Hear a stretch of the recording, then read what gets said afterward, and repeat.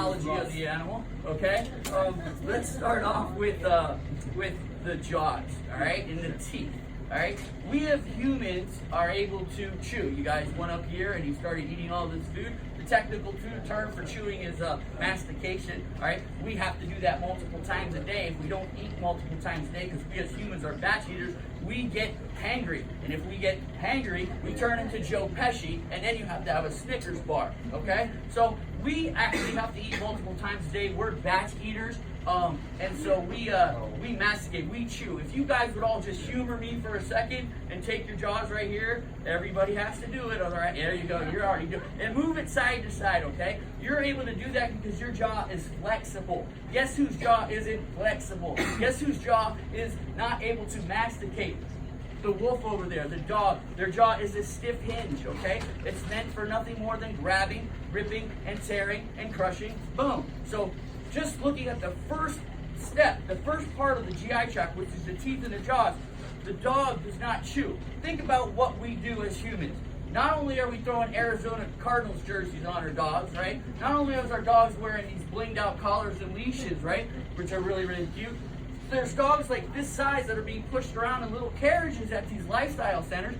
People have forgotten that they are indeed animals. We've actually invented bowls, okay, that have bumps in them. Have you guys ever gone into a pet store and saw, and the people that don't buy that actually do it with rocks? They're trying to slow the dog down from inhaling the food, scarfing the food, wolfing it down. Why? Because they're not chewing it, they're just swallowing it. So that's just another way of me painting a little picture for you to understand that just the jaws alone are screaming at you.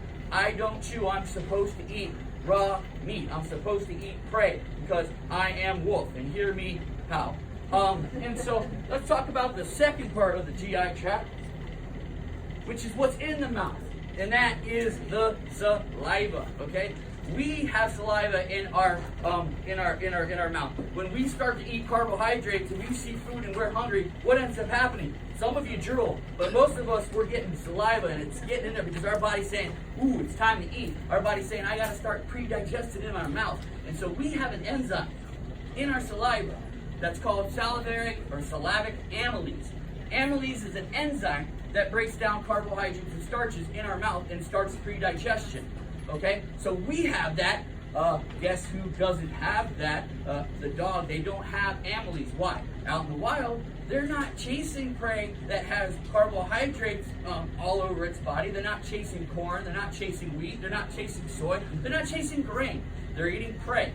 So based on their DNA, they don't have salivary amylase in their saliva because it's not something that they would be eating out in the wild. Their saliva is nothing more than a lubricant, okay, to help the food stuff get from point A, their teeth and their jaws and their mouth, down their esophagus and then into the stomach, all right? So we've got the jaws and the teeth, all right? We've got the saliva, and then it goes down the esophagus and then it goes into the stomach.